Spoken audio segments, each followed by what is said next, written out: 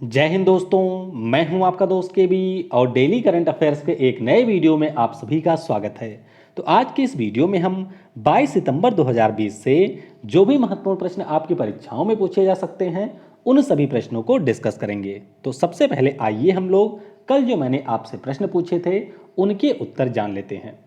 इतिहास के जनक के रूप में किसे जाना जाता है? तो ध्यान रखिएगा, हेरोडोटस को इतिहास के जनक के रूप में जाना जाता है। चीन की दीवार का निर्माण किसने करवाया था? तो ध्यान रखिएगा, ये जो चाइना की दीवार है जिसे हम लोग ग्रेट वॉल ऑफ चाइना के नाम से जानते हैं, इसका निर्माण सी हुआंग ने करवाया था। किसने? सी हुआंग ने करवाया था। ब्लड समूह, इसकी खोज किसने किया था? यानी कि बात हो रही है ब्लड ग्रुप की, तो इसकी खोज की थी कार्ल लैंड स्टीनर ने, जो कि ऑस्ट्रिया के एक साइंटिस्ट थे। एटम बम के आविष्कारक की बात करते हैं तो इनका नाम था जूलियस रॉबर्ट ओपेनहाइमर। तो काफ़ी लंबा नाम था इनका, ध्यान रखिएगा। इन्हीं के द्वारा एटम बम का आविष्कार किया गया था। पहले कंप्यूटर के आविष्कारक कौन थे? तो चार्ल्स बेबेज के द्वारा पहले कंप्यूटर का आविष्कार किया गया था। और दुनिया की पहली वैक्सीन किसने बनाई थी? तो ये वैक्सीन बनाई थी एडवर्ड जिनर ने। किसने? एडवर्ड जिनर ने ये वैक्सीन बनाई थी। और किसके लिए? तो ये थी आपकी स्मॉल पॉक्स के लिए।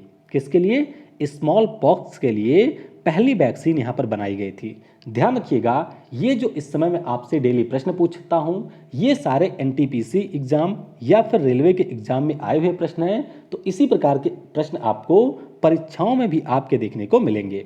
ये हैं उन लोगों के नाम जिन्होंने कल क्विज दिया था। तो अनंत कुमार मात्र 3 सेकंड में, Ankush Raj, Rituraj Mehta, Saifali Anand, D R Meena, D R Baidwai, Jaiveer Singh, Rajkumar Anand, Ajay Yadav और रणबीर प्रताप यादव। और मैं भी आपसे कहता हूं कि आपको कोई जरूर डेली देना चाहिए। हो सकता है कि शुरुआत में आपकी स्पीड उतनी अच्छी ना हो, आपके प्रश्न उतने सही ना हो, लेकिन जैसे जैसे आप अभ्यास करते जाएंगे वैसे वैसे आपका स्कोर यहाँ पर इम्प्रूव होगा। और ये जो क्विज अटेम्प्ट करने की आपकी विधि होगी वह आपको परीक्षा में भी हेल्प करेगी, यानी कि परीक्षा में भी आप बेहतर स्कोर कर पाएंगे। इस वीडियो की जो पीडीएफ है वह आपको केवी गुरुजी टेलीग्राम चैनल पर मिल जाएगी, या फिर दिन में 12 बजे के बाद में आप kvguruji.in पर विजिट करिए और वहां पर अपनी सुविधा के अनुसार पीडीएफ को आप जनरेट कर सकते हैं। तो जहां से आपको उचित लगे वहां से आप पीडीएफ डाउनलोड कर लिया करें। और ये पीडीएफ पूरी डिटेल में रहती है, यानी कि अगर आप वीडियो मिस भी कर देते हैं तो भी आप पीडीएफ से चीज़ों को आसानी से रिवाइज कर सकते हैं। और वीडियो अगर आपको पसंद आता है तो इसे लाइक करने के साथ साथ दोस्तों के साथ में शेयर जरूर करिएगा। तो चलिए शुरुआत करते हैं पहले प्रश्न के साथ में। तो पहला प्रश्न है, सितंबर 2020 में प्रत्येक वर्ष अंतर्राष्ट्रीय शांति दिवस कब मनाया जाता है? तो यह जो दिवस है ये मनाया जाता है प्रत्येक वर्ष 21 सितंबर को, यानी कि इस प्रश्न का ऑप्शन सी करेक्ट होगा। अब इसके नाम से ही आप समझ सकते हैं, नाम इसका है इंटरनेशनल डे ऑफ पीस। तो पूरी दुनिया में शांति को प्रमोट करने के लिए और विशेष तौर पर अगर दो देशों के बीच में किसी भी प्रकार का संघर्ष चल रहा है तो 24 घंटे तक वह किसी भी प्रकार के संघर्ष को बढ़ावा ना दें या फिर सीज फायर का उल्लंघन ना करें, इसके लिए अंतर्राष्ट्रीय शांति दिवस मनाया जाता है। तो इस बार की थीम है शेपिंग पीस टुगेदर, यानी कि हम लोग साथ में मिलकर के पीस का आकार या पीस को आकार दे सकते हैं। और संयुक्त राष्ट्र महासभा के द्वारा 1981 में इस दिवस को घोषित किया गया था। तो काफी ज्यादा इंपॉर्टेंट ये दिवस है। अगला है, प्रत्येक वर्ष विश्व अल्जाइमर दिवस कब मनाया जाता है? तो यह दिवस भी आपका होता 21 सितंबर को हुई, यानी कि इस प्रश्न का ऑप्शन बी करेक्ट होगा। अल्जाइमर के बारे में आप लोगों ने शायद सुना हो, यह एक प्रकार की डिसीज होती है और जब इंसान की उम्र बढ़ती है तो वह इस डिसीज से ग्रसित हो जाता है। और इस डिसीज की खास बात यह होती है कि धीरे धीरे इंसान चीज़ों को भूलने लगता है। क्या करने लगता है? चीज़ों को वह भूलने लगता है। और यहाँ तक जब एक्सट्रीम कंडीशन आ जाती है इस डिसीज की तो उन परिस्थितियों में इंसान दूसरे इंसान का चेहरा भी पहचान नहीं पाता है। तो अल्जाइमर रोग के बारे में, इसके बारे में लोगों को बताने के लिए, इसके प्रति लोगों को जागरूक करने के लिए यह दिवस प्रत्येक वर्ष 21 सितंबर को मनाया जाता है। और एडीआई के द्वारा इसे वर्ष 1994 में मनाए जाने की घोषणा की गई थी। थीम आपको थोड़ा सा ध्यान रखना है, लेट्स टॉक अबाउट डिमेंशिया, ये इस बार की थीम है। अगला प्रश्न है, काफ़ी ज़्यादा महत्वपूर्ण प्रश्न है। सितंबर 2020 में आईजी नोबेल पुरस्कार 2020 का चिकित्सीय शिक्षा प्राइज किसने यहाँ पर जीता है? तो ये जीता है हमारे प्रधानमंत्री नरेंद्र मोदी जी ने, यानी कि इस प्रश्न का ऑप्शन डी करेक्ट होगा।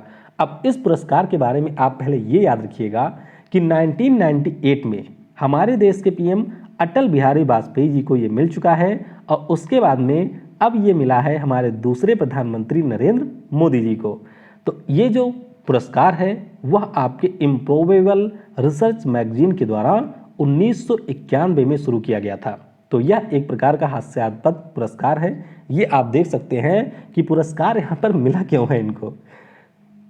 देखिए यहाँ पर आप पढ़िए, PM Narendra Modi has been awarded the IG Nobel prize 2020 for medical education, यानी कि चिकित्सीय शिक्षा के लिए इनको ये पुरस्कार मिला है।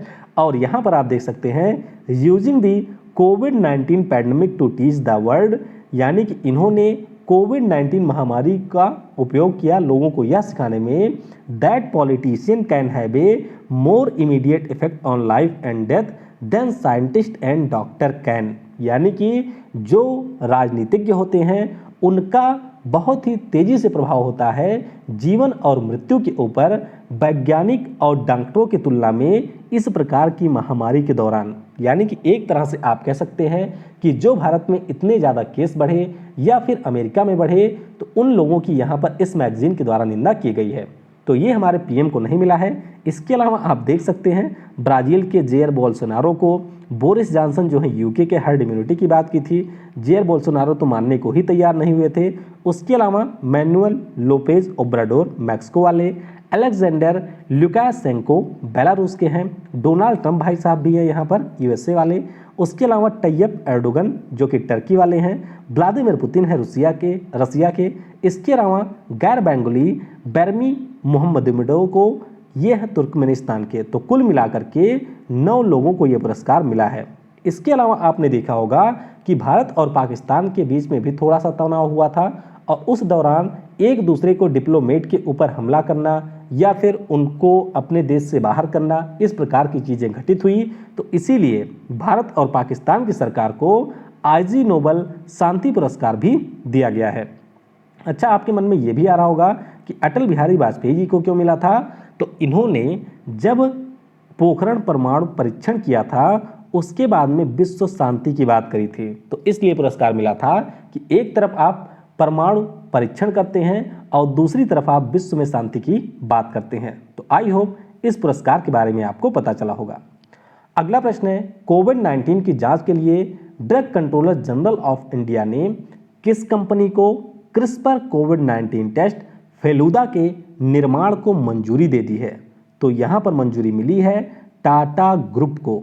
तो इस प्रश्न का ऑप्शन ए करेक्ट होगा। अगर आपको याद हो तो मई महीने के करंट अफेयर में मैंने आपको इस फेलुदा कोविड-19 टेस्टिंग किट के बारे में बताया था कि जो हमारे council of scientific and industrial research की एक लैब है जिसका नाम है institute of genomics and integrative biology, इनके द्वारा फेलुदा नामक टेस्ट किट का निर्माण किया गया था।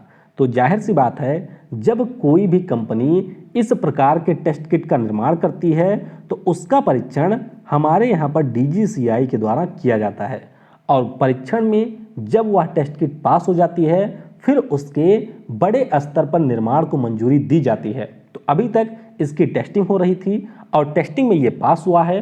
तो अब यहाँ पर DGCI ने अनुमति दे दी है कि आप इस किट को कॉमर्शियल पर्पज से मैन्युफैक्चर कर सकते हैं।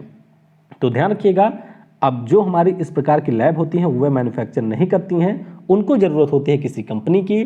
तो टाटा ग्रुप के द्वारा इस कोविड-19 टेस्टिंग किट जिसका नाम है फेलुदा, इसको मैन्युफैक्चर किया जाएगा।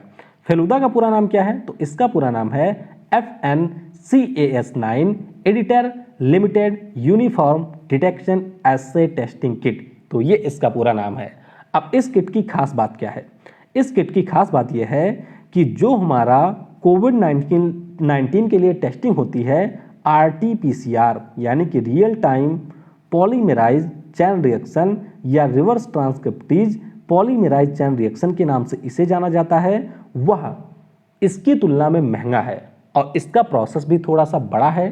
तो अब जो ये फेलुदा नामक टेस्टिंग किट है, पहली बात तो ये विश्व की पहली ऐसी किट है जो कि Cas9 प्रोटीन के माध्यम से कोरोना वायरस का पता लगा लेगी। यानी कि एक खास बात तो इसकी ये है। दूसरी खास बात ये है कि जो हमारा RT-PCR टेस्ट होता है वह आपका 1500 से लेकर के 2000 रुपए का होता है, जबकि अगर आप फेलुदा से टेस्टिंग करवा लेंगे तो फिर आपकी जो ये टेस्टिंग की कीमत होगी वह 500 रुपए ही होगी। चलिए आपके लिए प्रश्न है, भारत में विभिन्न प्रकार के टेस्टिंग किट बनाए गए थे, तो किस कंपनी के द्वारा या किस संस्थान ने कौन सी किट बनाई थी, उसका नाम आपको नीचे कमेंट में लिखना है। भारतीय स्टेट बैंक ने किस राज्य में महिला आत्मनिर्भरता कार्यक्रम यानी कि वुमेन सेल्फ रिलायंस प्रोग्राम की शुरुआत की है? तो इसकी शुरुआत की गई है यहाँ पर उड़ीसा राज्य में। तो इस प्रश्न का ऑप्शन सी करेक्ट होगा। अब इसे शुरू किया है भारतीय स्टेट बैंक ने। तो पहले आपको यह समझना चाहिए कि क्यों इसको शुरू किया गया है। तो हाँ, तो थोड़ा सा ध्यान दीजिएगा, यहां पर इस प्रश्न का सही उत्तर होगा असम। थोड़ा सा मुझे कंफ्यूजन हो जाता है कई बार असम और उड़ीसा में। तो भारतीय स्टेट बैंक के द्वारा महिला आत्मनिर्भरता कार्यक्रम की शुरुआत की गई है असम राज्य में। तो असम राज्य में जो भी महिला स्वयं सहायता समूह हैं उनमें महिलाओं को यहाँ पर भारतीय स्टेट बैंक के द्वारा उनको व्यापार करने के लिए ऋण प्रदान किया जाएगा। अब इसका नाम आपको इस प्रकार से भी याद रखना है, यानी कि असमी भाषा में। तो इसका नाम है महिला आत्मनिर्भरशील अचानी प्रोग्राम। तो इसे शुरू किया है स्टेट बैंक ऑफ इंडिया ने। और यहाँ पर आपको ध्यान रखना है कि SBI के द्वारा 856 महिलाओं की जो स्वयं सहायता समूह हैं उनको 38 करोड़ रुपए का ऋण दिया गया। तो ये हमने बात कर ली है महिला आत्मनिर्भरता कार्यक्रम के बारे में। आपको यहाँ पर असम राज्य के बारे में भी थोड़ा सा ध्यान रखना है। असम राज्य में अभी भारत का सबसे बड़ा नदी रोपवे का उद्घाटन किया गया गुवाहाटी में ब्रह्मपुत्र नदी के ऊपर। अरुणोदय योजना, इसके अलावा भ्रमण सारथी योजना, इसके अलावा अभिनंदन योजना, अरुंधति योजना, अपोनार अपान घर योजना, ये सारी योजनाएं असम राज्य की सरकार के द्वारा शुरू की गई है। बनवारी लाल पुरोहित यहाँ के गवर्नर हैं और सर्बानंदा सोनोवाल यहाँ के मुख्यमंत्री हैं। और बात करते हैं अगर हम लोग यहाँ की राजधानी की, तो वह आपको मिल जाएगी दिसपुर में। कहाँ पर? दिसपुर में इसकी राजधानी है। अगला प्रश्न है, इनमें से किस सार्वजनिक उपक्रम के सभी उत्पादों को bureau of Indian standard certificate प्राप्त हुआ है? तो ये मिला है आपको HOCL को, यानी कि इस प्रश्न का ऑप्शन डी करेक्ट होगा। HOCL का पूरा नाम है हिंदुस्तान ऑर्गेनिक केमिकल लिमिटेड। अब यहाँ पर अगर किसी भी उत्पाद को bureau of Indian standard certificate मिल जाता है तो इसका मतलब ये हुआ कि वह उत्पाद भारत सरकार के जो ये विभाग है उसके द्वारा प्रमाणित कर दिया गया है। और अगर इस प्रकार से उसको प्रमाणिकता मिल जाती है तो उसकी गुणवत्ता यहाँ पर सुनिश्चित हो जाती है। जैसे कि आप बहुत सारे उत्पादों के ऊपर BIS का हॉलमार्क देखते होंगे। अब बात करते हैं HOCL की। तो ये हमारे रसायन और उर्वरक मंत्रालय के अंतर्गत एक कारपोरेशन है, यानी कि सार्वजनिक क्षेत्र की कंपनी है जिसकी स्थापना 1960 में हुई थी और इसका मुख्यालय आपको मिल जाएगा मुंबई में। तो इसका नाम आपको ध्यान रखना है। भारत सरकार के किस मंत्रालय द्वारा 16 से 30 सितंबर तक स्वच्छता पखवाड़ा मनाया जा रहा है? तो ये आपका मनाया जा रहा है रेल मंत्रालय के द्वारा। तो इस प्रश्न का ऑप्शन ए करेक्ट होगा। तो जैसा कि नाम से ही आप समझ सकते हैं, नाम इसका है स्वच्छता पखवाड़ा। तो इस दौरान भारतीय रेलवे के द्वारा विभिन्न प्रकार के वेबिनार और कार्यक्रम का आयोजन किया जाएगा और जो भी प्लास्टिक कचरा होता है उसका यहाँ पर प्रबंधन किया जाएगा। स्टेशन, ट्रेन, रेल की पटरियाँ या फिर जो रेलवे की कॉलोनी होती हैं उन सभी की साफ सफाई यहाँ पर की जाएगी।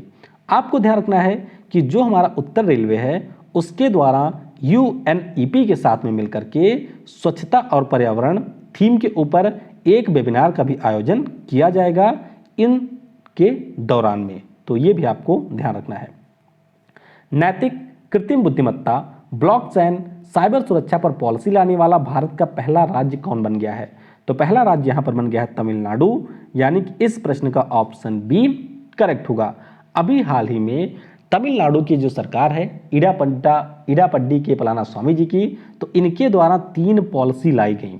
एक तो है आपकी तमिलनाडु साइबर सिक्योरिटी पॉलिसी 2020, दूसरी है तमिलनाडु ब्लॉकचेन पॉलिसी 2020 और तीसरी है Tamil Nadu safe and ethical artificial intelligence policy 2020।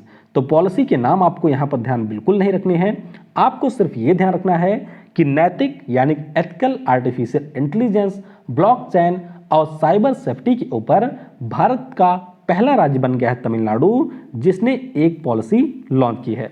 तो इससे फायदा क्या होगा, तो इससे राज्य में जो भी आईटी सेक्टर का उद्योग है उसको बढ़ावा मिलेगा और इससे राज्य में इन क्षेत्रों में निवेश भी बढ़ेगा। तो इसके लिए यहाँ पर तमिलनाडु की सरकार के द्वारा इस प्रकार की नीति लाई गई है।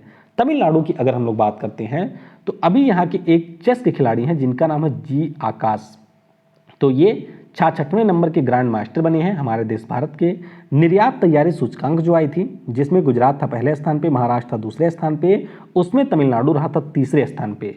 मुद्रा योजना में महिलाओं को ऋण देने के मामले में तमिलनाडु रहा है पहले स्थान पे। पहली महिला एम्बुलेंस चालक भी अभी यहाँ की बनी है जिनका नाम है एम वीर लक्ष्मी। और अभी तमिलनाडु की सरकार के द्वारा इलेक्ट्रॉनिक्स व हार्डवेयर विनिर्माण नीति की घोषणा भी की गई है।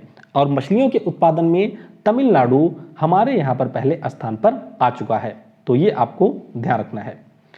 अब बात करते हैं अगले प्रश्न की। तो राष्ट्रीय तकनीकी अनुसंधान संगठन जिसका नाम है नेशनल टेक्निकल रिसर्च ऑर्गेनाइजेशन, तो इसके नए अध्यक्ष के रूप में किसे नियुक्त किया गया, तो नियुक्ति यहाँ पर हो गई है अनिल धस्माना जी की। तो इस प्रश्न का ऑप्शन सी करेक्ट होगा। तो पहले आप समझिए कि NTRO है क्या। आपने सुना होगा नेशनल सिक्योरिटी एडवाइजर के बारे में, जो कि हैं अजीत डोभाल जी, और अभी वो चर्चा में भी थे क्योंकि जो SCO के राष्ट्रीय सुरक्षा सलाहकार की मीटिंग हुई थी उस दौरान जब पाकिस्तान के द्वारा एक विवादित नक्शे को प्रस्तुत किया गया था तो अजीत डोभाल जी उस मीटिंग को छोड़ करके चले आए थे। तो यहाँ पर NTRO जो है वह हमारे राष्ट्रीय सुरक्षा सलाहकार के अधीन कार्य करता है। और अनिल धस्माना जी की बात करते हैं तो ये पहले रिसर्च एंड एनालिसिस विंग के प्रमुख रह चुके हैं। और जब भारत के द्वारा 2019 में बालाकोट एयर स्ट्राइक की गई थी तो उसमें भी इनका एक बहुत ही अहम योगदान था, यानी कि ये उनके योजनाकार भी थे। तो अब ये सतीश झा के स्थान पर राष्ट्रीय तकनीकी अनुसंधान संगठन के नए अध्यक्ष बन गए हैं। आपको नाम ध्यान रखना है प्रदीप कुमार जोशी जी का, क्योंकि ये UPSC यानी कि यूनियन पब्लिक सर्विस कमीशन के नए अध्यक्ष बने हैं। और NTRO की स्थापना 2004 में हुई थी। मुख्यालय इसका है नई दिल्ली में। 2 अक्टूबर को वैश्विक भारतीय वैज्ञानिक शिखर सम्मेलन का उद्घाटन किसके द्वारा किया जाएगा, तो PM नरेंद्र मोदी के द्वारा वैभव सम्मेलन का उद्घाटन किया जाएगा, यानी कि इस प्रश्न का ऑप्शन डी करेक्ट होगा। अब वैभव इसका नाम कैसे होगा, जैसे कि आप देखेंगे वैश्विक, तो वैश्विक से आप वैव उठाएंगे और यहाँ से BH उठाएंगे और यहाँ से V उठाएंगे, तो इस प्रकार से इसका नाम रखा गया है वैभव शिखर सम्मेलन। तो PM नरेंद्र मोदी जी के द्वारा वीडियो कॉन्फ्रेंसिंग के माध्यम से 2 अक्टूबर को इसका उद्घाटन किया जाएगा। अब इसका मुख्य रूप से उद्देश्य क्या है, तो ये जो सम्मेलन होगा इसमें हमारे देश के जो भी वैज्ञानिक हैं या जो भी हमारे एकेडमिक छात्र हैं वह सारे हिस्सा लेंगे। इसके अलावा भारतीय मूल के जो भी विश्व स्तर के प्रतिष्ठित वैज्ञानिक हैं या जो शोधकर्ता हैं वह यहाँ पर शामिल होंगे। तो मुख्य रूप से उद्देश्य यही है कि जो भी वैश्विक स्तर के भारतीय मूल के वैज्ञानिक या शोधकर्ता हैं वह सभी इसमें शामिल हों और उनसे हमारे देश के जो भी शोधकर्ता हैं या जो भी हमारे वैज्ञानिक हैं वह बेहतर चीज़ों को सीख सकें और जिस प्रकार से आगे आने वाली चुनौतियां हैं उनसे निपटने के लिए समाधान को वह प्रोवाइड करा सकें, इसीलिए इसका आयोजन किया जाएगा। भारत के 11वें PM HD देवगौड़ा ने किस राज्य से राज्यसभा सांसद के रूप में शपथ लिया है, तो इन्होंने शपथ लिया है कर्नाटक राज्य से। तो इस प्रश्न का ऑप्शन बी करेक्ट होगा। अब यहाँ पर अगर हम लोग बात करते हैं HD देवगौड़ा जी की, तो ध्यान रखिएगा 1 जून 1996 से 21 अप्रैल 1996 तक ये भारत के 11वें प्रधानमंत्री के रूप में कार्य कर चुके हैं और इसके अलावा ये कर्नाटक के पूर्व सीएम भी रह चुके हैं 1994 से लेकर के 1996 तक। तो ये आपको ध्यान रखना है। तो ये एक बार फिर से राज्यसभा के सांसद बन गए हैं। इससे पहले ये 1996 में थे और अब जाकर के ये फिर से राज्यसभा के सांसद बने हैं। कर्नाटक की बात करते हैं अगर हम लोग, तो जन सेवक योजना इनके द्वारा शुरू की गई, नेकर सम्मान योजना शुरू की गई, एक फ्लाईओवर था जिसका नाम वीर सावरकर के नाम पर रखा गया। महाराष्ट्र के लिए यहाँ से पहली roll on roll of train भी चली थी। पहला खिलौना विनिर्माण क्लस्टर भी यहाँ पर बनेगा। एक भारत श्रेष्ठ भारत के अंतर्गत ये जोड़ा गया है उत्तराखंड के साथ में। नई सूचना प्रौद्योगिकी नीति भी घोषित की गई। विश्व बैंक के द्वारा समर्थित रिवार्ड परियोजना यहाँ पर शुरू की गई है कृषि के लिए। भारत की पहली एकीकृत एम्बुलेंस सेवा बेंगलुरु से संचालित होगी और अभी कुछ समय पहले आर्थिक स्पंदन ऋण वितरण योजना भी इनके द्वारा शुरू की गई है। तो राजधानी आपको बेंगलुरु में मिलेगी। राज्यपाल हैं वाजूभाई वाला। मुख्यमंत्री हैं बीएस येदियुरप्पा। लोकसभा में 28 सीट है, राज्यसभा में है 12 सीट, विधानसभा में 224 और यहाँ की विधान परिषद में आपको 75 सीट मिलेगी। मुख्य न्यायाधीश अभय श्रीनिवास ओका। उच्च न्यायालय यहाँ का है बेंगलुरु में। बाकी टाइगर रिजर्व की बात करते हैं तो डांडेली अंसी, भद्रा, बांदीपुर, बिलीगिरी रंगनाथ और नागरहोल यहाँ के प्रमुख टाइगर रिजर्व हैं। राष्ट्रीय पार्क आपको मिलेगा अंसी, पनेरघट्टा, बांदीपुर, नागरहोल और कुद्रेमुख में। कई सारे प्रसिद्ध मंदिर भी आपको मिलेंगे जैसे कि मुरुदेश्वर, विरूपाक्ष, श्रृंगेरी, होयसालेश्वर और मुकाम्बिका। एलिफेंट रिजर्व की बात करते हैं तो डांडेली और मैसूर नाम का एलिफेंट रिजर्व भी आपको मिल जाएगा कर्नाटक में। और ये सारे यहाँ के पश्चिमी बिहार हैं। WPP एंड कांटर द्वारा जारी 2020 brand top 75 most valuable Indian brand ranking में कौन सी कंपनी शीर्ष पर रही है? तो यहाँ पर शीर्ष पर रही है HDFC बैंक। तो इस प्रश्न का ऑप्शन ए करेक्ट होगा। अब यहाँ पर ये जो रिपोर्ट है उसे जारी किया WPP एंड कांटार ने और इस रिपोर्ट के अनुसार जो HDFC बैंक है उसकी टोटल ब्रांड वैल्यू है यहाँ पर $20.26। तो इसलिए ये यहाँ 26 बिलियन डॉलर। तो इसलिए ये लगातार 7वें वर्ष रही है पहले स्थान पे और उसके बाद में भारतीय जीवन बीमा निगम यानी कि LIC इंडिया ये रही है दूसरे स्थान पे और TCS यहाँ पर रही है तीसरे स्थान पर। तो ध्यान रखिएगा HDFC बैंक इसकी स्थापना 1994 में हुई थी। मुख्यालय है मुंबई में। CEO है वर्तमान में आदित्य पुरी और इनका स्थान लेंगे शशिधर जगदीशन। तो इनका नाम भी आपको ध्यान रखना है। तो ये आपके टॉप 10 कंपनी है जिनमें से एयरटेल चौथे पे है, एशियन पेंट 5वें, कोटक महिंद्रा बैंक 6ठे स्थान पे है, जियो है 7वें, फ्लिपकार्ट 8वें, पेटीएम 9वें और स्टेट बैंक ऑफ इंडिया है 10वें स्थान पर। कुछ अन्य महत्वपूर्ण चीजें भी आप यहाँ से ध्यान रखिएगा। भारत और चीन के बीच में सीमा विवाद जो चल रहा है उसको लेकर के 6ठी कमांडर स्तर की वार्ता का आयोजन हाल ही में किया जाने वाला है। भारत के द्वारा कोविड-19 के मद्देनजर मालदीव को $250 मिलियन की सहायता दी गई है और कुपोषण को समाप्त करने के लिए हमारे 2 मंत्रालयों ने एक समझौता ज्ञापन पर हस्ताक्षर किया है और इन 2 मंत्रालयों में से एक आपका है आयुष मंत्रालय और दूसरा है महिला और बाल विकास मंत्रालय। तो आयुष मंत्री कौन है? ये है श्रीपद नायक SO और महिला और बाल विकास मंत्री कौन है? तो ये है आपकी स्मृति ईरानी। और उत्तर प्रदेश के नोएडा शहर में भारत के सबसे बड़े फिल्म सिटी को स्थापित करने की घोषणा की गई है उत्तर प्रदेश की सरकार के द्वारा। तो ये भी आपको ध्यान रखना है। आज के वीडियो से आपके लिए प्रश्न है, ओलंपिक खेल में सर्वाधिक स्वर्ण पदक विजेता कौन है या सबसे ज्यादा पदक विजेता खिलाड़ी कौन है और किस खेल से वह संबंधित है वह आपको बताना है। टेनिस में जो ग्रैंड स्लैम टूर्नामेंट होते हैं उनमें से सबसे ज्यादा खिताब किस खिलाड़ी ने जीता है या सबसे ज्यादा यहाँ पर इस टूर्नामेंट को किसने जीता है। बर्लिन की जो दीवार है वह किस वर्ष गिराई गई थी। रूस की क्रांति किस वर्ष हुई थी। चंद्रशेखर सीमा किस खगोलीय पिंड से संबंधित है। जीका वायरस किसके द्वारा संचालित होता है। तो इसके बारे में आपको नीचे कमेंट में बताना है। दरअसल इस टाइम जब मैं वीडियो रिकॉर्ड करता हूं तो रात के लगभग 2 से 3 बज जाते हैं और पूरे दिन काफ़ी ज़्यादा थकान होने के कारण कई बार चीज़ें मैं भूल जाता हूं या मैं जो बोलना चाहता हूं उसके अलग बोल देता हूं। तो उसके लिए मैं आपसे माफ़ी चाहूँगा। हालांकि मैं कोशिश कर रहा हूं कि कुछ मैं इस शेड्यूल में चेंज कर सकूं जिससे मैं आपको एक फ्रेश एनर्जी के साथ में वीडियो बना सकूं, क्योंकि जब भी मैं ये वीडियो बनाता हूं उस समय मतलब आप ये समझ सकते हैं कि एकदम थकान अपने स्टीम पर होती है। कई बार तो आंख बंद होते होते वीडियो बनाना पड़ता है। तो इसीलिए कई बार बोलते हुए किसी भी चीज़ के स्थान पे मैं दूसरी चीज़ बोल जाता हूँ, तो इसके लिए मैं आप सभी से क्षमा चाहूँगा। और आज शाम कोशिश मेरी रहेगी कि 2 वीडियो आपके लिए बनाऊँ। एक तो जिसमें हम लोग पेपर डिस्कस करेंगे और आप देखेंगे कि वहाँ पर जो पेपर है वह थोड़ा सा डिफरेंट टाइप का पूछे जाना लगा है, और इसके अलावा हम लोग एक सैटेलाइट से संबंधित जीके को भी डिस्कस करेंगे।